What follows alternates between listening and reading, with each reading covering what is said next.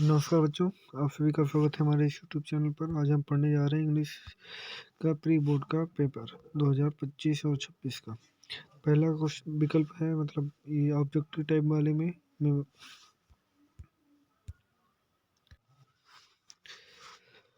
नमस्कार बच्चों,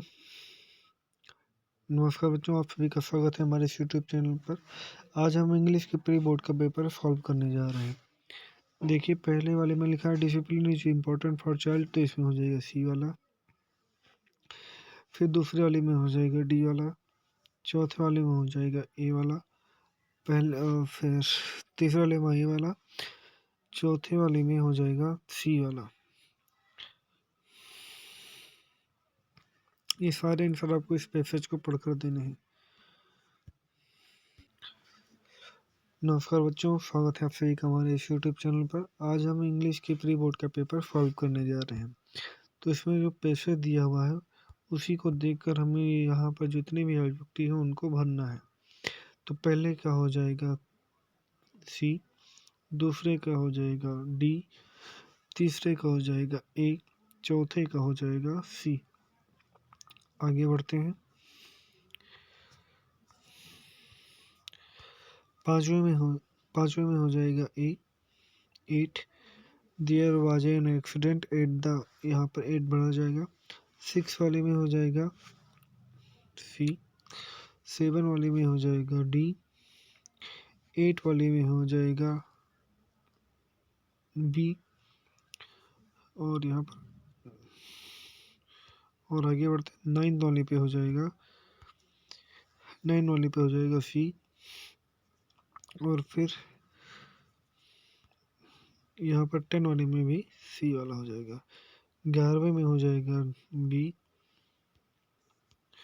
12वें क्वेश्चन में हो जाएगा 12वें में हो जाएगा सी,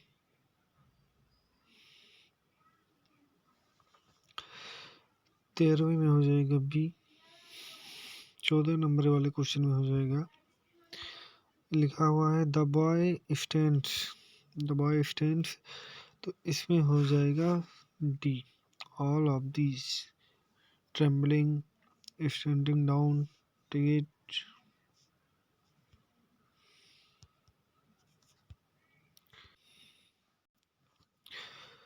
14 वाले में हो जाएगा बी, 15 वाले में हो जाएगा ए, 16 वाले में भी ए होगा, 17 वाले में होगा बी, 18 वाले में हो जाएगा सी, 90 वाले में होगा ए, 20 वाले में होगा बी। तो सारे 20 MCQ हमारे हो चुके हैं। अब आगे बढ़ते हैं क्वेश्चंस की तरफ। तो अब पार्ट बी को सॉल्व करने जा रहे हैं। इसमें ये पैसेज दिया हुआ है, इस पैसेज को देखकर हमें इन चारों आंसर को लिखना है। तो इन चारों आंसर को हम यहाँ से समझ सकते हैं। इसमें आपको क्लियर नहीं दिख रहा होगा तो हमारे पास एक स्क्रीनशॉट है, मैं आपको उसको दिखा रहा हूँ, वहाँ से आप सारी चीज़ें अच्छे से देख सकते हैं। ये रहा, तो ये पैसेज है, इसमें देखकर आपको ये सारी चीज़ आंसर लिखना है। तो चारों आंसर भी यहाँ दिए हुए हैं, आप चाहें तो यहाँ से उसका स्क्रीनशॉट ले सकते हैं। ये रहा पैसेज, उसके सारे answer. How can wealthy people help to the sick and helpless children, ये हुआ क्वेश्चन, उसका आंसर। ये बी वाला क्वेश्चन, उसका आंसर। ये सी वाला क्वेश्चन, उसका आंसर। और नीचे रहा डी वाला क्वेश्चन। आप चाहें तो इसका स्क्रीनशॉट ले सकते हैं। कुछ तो ये पैसेज हो गया। अब बढ़ते हैं अगले क्वेश्चन की तरफ।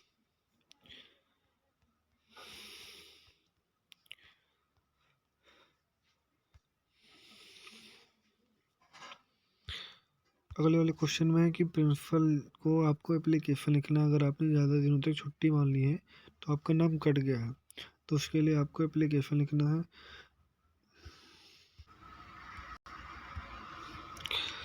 बढ़ते हैं अगले पार्ट की तरफ। अगला क्वेश्चन है कि प्रिंसिपल को आपको एप्लीकेशन लिखना। बढ़ते हैं अगले क्वेश्चन की तरफ। आपको प्रिंसिपल को एप्लीकेशन लिखना है री एडमिशन के लिए, क्योंकि आपका नाम ज़्यादा दिनों तक छुट्टी के लिए कट गया है। तो इसके लिए आपको एप्लीकेशन लिखना है।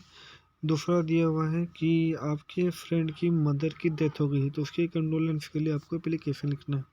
तो दोनों में से आपको एक एप्लीकेशन लिख सकती हैं, 4 नंबर का है। और ऊपर जो आपको अभी पैसेज बताया हमने वो टोटल 7 नंबर का है। बढ़ते हैं अगले क्वेश्चन की तरफ। अब यहाँ से स्टार्ट हो जाता है ग्रामर, नहीं यहाँ पर बढ़ते हैं अगले क्वेश्चन की तरफ। आपको यहाँ पर दिया हुआ है कि आपको इनमें से किसी एक पर एस्से लिखना है, यानी कुछ 80 से 100 तक की कुछ वर्ड्स लिखने हैं। पहला क्या दिया हुआ है, पहला दिया हुआ है कि यहाँ पर आपको government should be arrange the some skill development course. Skill development के कोर्स की पढ़ाई के लिए कुछ वर्ड्स लिखने की सरकार से अनुरोध करें कि स्किल डेवलपमेंट के लिए कुछ चीज़ें पढ़ाई जाएँ। दूसरा यहाँ पर दिया हुआ है और लगा के, या तो आप ये लिख सकते हैं या तो आप यहाँ लिख सकते हैं कोई भी एक भारतीय त्यौहार, एन इंडियन फेस्टिवल। उनमें से आपको चार चीज़ें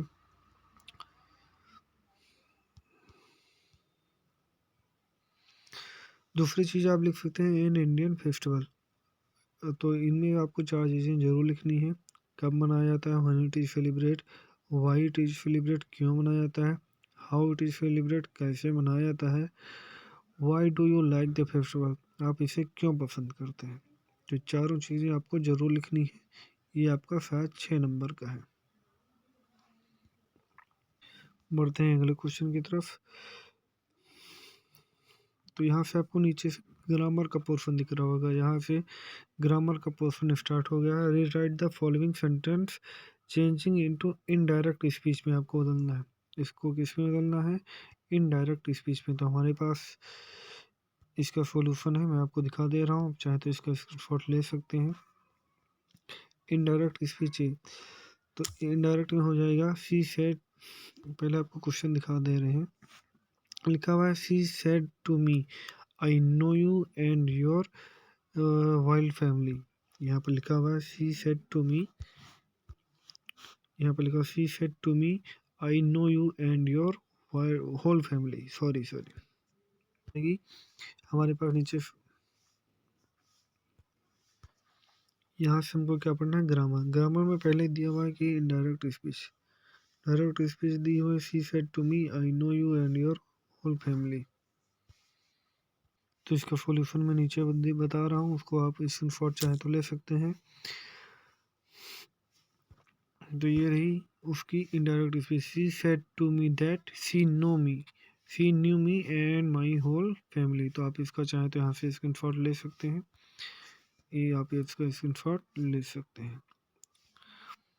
बढ़ते हैं अगले क्वेश्चन की तरफ।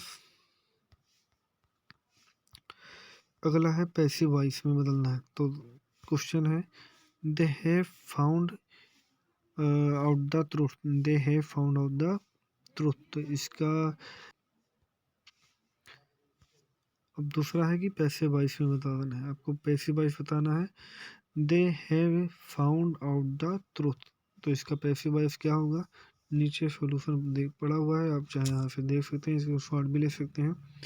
तो यहाँ हो जाएगा the truth has been found out by them, the truth has been found out by them. तो एक्टिव वॉइस है they have found out the truth.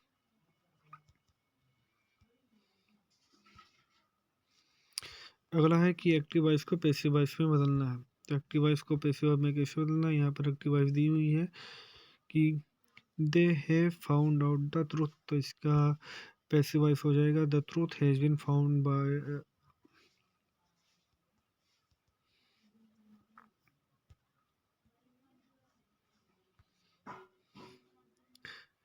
दे। यहाँ पर अगला क्वेश्चन है कि एक्टिव वॉइस को पैसिव वॉइस में बदलना है। तो एक्टिव वॉइस दी हुई है they have found out the truth, इसकी पैसिव वॉइस हो जाएगी the truth has been found out by them.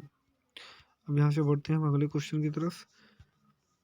अगला क्वेश्चन देखते हैं क्या दिया हुआ है। तो अब यहाँ पर आ जाता है किसमें आपको punctuate the following using the capital letter, आपको बीच में कहाँ कैपिटल लेटर लगाने हैं। तो यहाँ पर आपको दी में दिख रहा होगा स्मॉल लेटर लिखा हुआ है, और यहाँ पर बिल पर लिख रहा है स्मॉल लेटर। तो आपको यहाँ पर ही का एच बड़ा कर देना है कैपिटल लेटर में, और यहाँ का बिल का डब्लू कैपिटल लेटर कर देना है। बाकी आपका सारा सेंटेंस सेम टू सेम वही रहेगा। आपको यहाँ से अच्छे से दिखा दे रहा हूँ, स्क्रीनशॉट चाहे तो ले सकते हैं आप यहाँ से। ये रहा,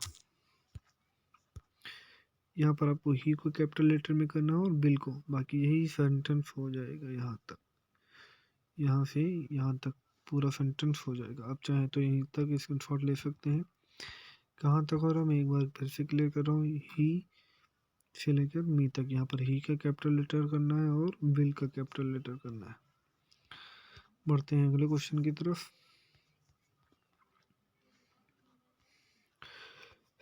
अगला क्वेश्चन है कि आपको यहाँ पर ट्रांसलेशन करना है कि जाड़े का मौसम था, सड़क के किनारे मैंने एक वृद्ध आदमी को ठंड से कांपते हुए देखा। मैंने उसको कंबल खरीदने के लिए कुछ पैसे दिए। वह बहुत खुश हो गया। उसने मुझे दीर्घायु के लिए आशीर्वाद दिया। तो इसका ट्रांसलेशन नीचे है, आप चाहें तो उसका स्क्रीनशॉट लेकर याद कर सकते हैं। पहला है तो इसका ट्रांसलेशन है, इट वाज विंटर, ठंड का मौसम था। I saw an elderly man shivering in the cold on the side of the road. सड़क के किनारे मैंने एक बूढ़े आदमी को या वृद्ध आदमी को कांपते हुए देखा ठंड से। I gave him some money to buy a blanket. मैंने उसे कंबल खरीदने के लिए कुछ पैसे दिए। ही वाज ओवरजॉयड, बहुत खुश हुआ। And thank me for being so patient, और मुझे दीर्घायु के लिए आशीर्वाद दिया। अब यहाँ से बढ़ते हैं अगले क्वेश्चन की।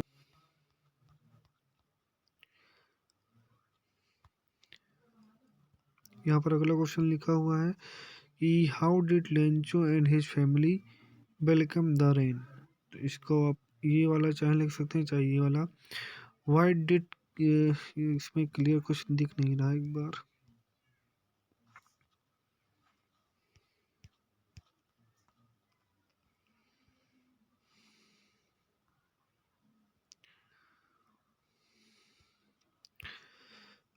अब यहाँ से लिटरेचर चालू हो जाता है। आपको क्या करना है, यहाँ पर लिखा है 30 शब्द में आपको यहाँ पर आंसर देने हैं। पहला क्वेश्चन है, how did Lencho and his family welcome the rain, या आप इसके जहाँ पर यही लिख सकते हैं कि why did Kisha Gotami go to Gautam Buddha.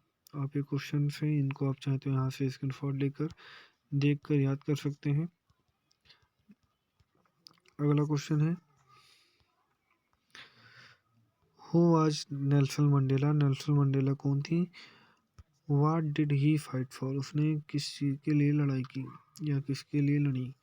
What sport, या इसके यहाँ पर आप ये लिख सकते हैं, what sport does Coorg offer to tourist. अब बढ़ते हैं अगले पोर्शन की तरफ। यहाँ पर हमको क्या पढ़ना है, लिटरेचर। यहाँ पर हमको क्या पढ़ना है, लिटरेचर के बारे में। तो लिटरेचर में आपको यहाँ पर दो आंसर इसमें से एक करना है, इन दोनों में से एक करना है।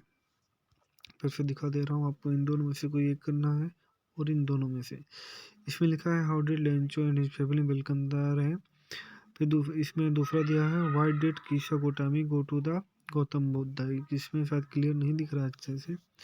और फिर दूसरा नंबर क्वेश्चन है कि who was Nelson Mandela. Who was Nelson Mandela, who was Nelson Mandela, what did he fight for. तीसरा दिया what sport Dutch offer the tourist. इसको आप देख लेंगे, एक बार अच्छे से पढ़ लेंगे। अगला क्वेश्चन दिया हुआ है कि answer any one of the following. इसमें से दोनों में से आपको कोई एक आंसर देने हैं। What does the any Frank tell us, what does the any Frank tell us about the herself her family members. ये वाला आपको क्वेश्चन देख लेना है, टीचर इन हर डायरी। दूसरा है हु आर नेल्सन मंडे, इसमें क्लियर नहीं दिख रहा है हमको।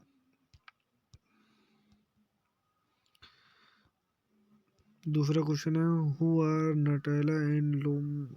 ये आपको देख लेना है। ये पहले दोनों क्वेश्चन में से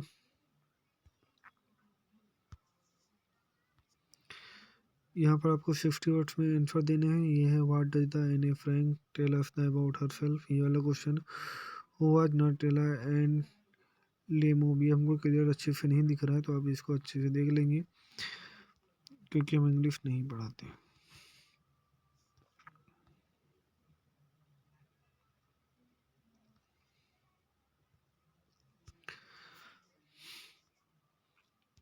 फिर अगला क्वेश्चन है कि आपको 4 लाइन की कोई पोएम लिखनी है जो आपके सिलेबस में हो, और इसमें से क्वेश्चन पेपर से कोई भी आपको कॉपी नहीं करना है। मतलब जो क्वेश्चन पेपर में आया हो वो पोएम आपको नहीं लिखनी है।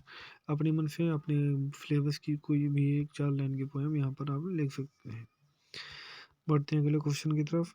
राइट द सेंट्रल आइडिया, आपको यहाँ पर सेंट्रल आइडिया लिखना है। स्नो का है, ये दूसरा है द बॉल करके है, द फॉर एनी करके है। इनमें से आप कोई भी एक लिख सकते हैं। बढ़ते हैं अगले क्वेश्चन की तरफ। अगला क्वेश्चन है answer any one of the following about the 30 to 40 words. मतलब 30 से 40 वर्ड में आपको कोई भी एक आंसर लिखना है। What does the hand sing and Anil first and, ये हमको अच्छे से दिख नहीं रहा है, तो आप यहाँ से what was the why was रामला,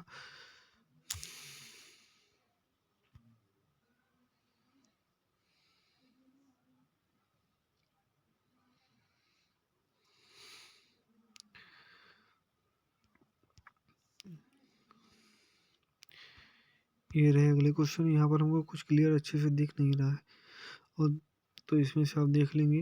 वो why did the Hari Singh शायद है, ये वाला कुछ करके है। दूसरा है व्हाई वाज द रामलाल, ये वाला है कोई। फिर मतलब लास्ट वाला है आंसर, मतलब 10 क्वेश्चन का कि 60 वर्ड्स में आपको कोई आंसर देना है। तो शायद लास्ट वाले में आपको किसी का कैरेक्टर डिस्क्रिप्शन लिखना है। ये मीसा करके कुछ है, आप इसमें से किसी एक का कैरेक्टर डिस्क्रिप्शन लिख सकते हैं। फिर है why did the enter big London store, ये वाला क्वेश्चन है। तो दोनों में से कोई एक क्वेश्चन आपको यहाँ पर लिखना है। बिग लंदन में कोई स्टोर है। Why did the Griffin enter a big London store, give a character sketch of.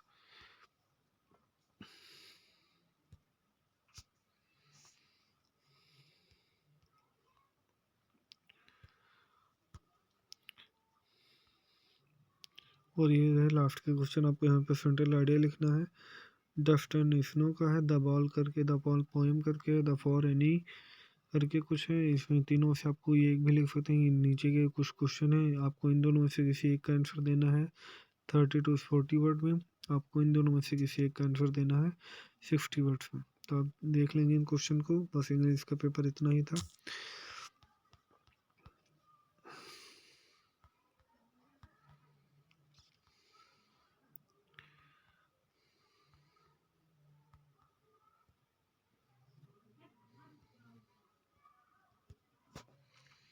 और हाँ, अगर आप लोग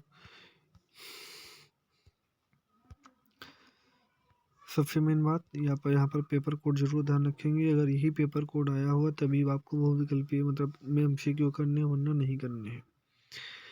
817 BAD करके है, अगर यही आया होगा तभी आपको वो वाला MCQ करना है, वरना नहीं करना है। Thank you. उम्मीद है आपको ये वीडियो बहुत काम आएगा।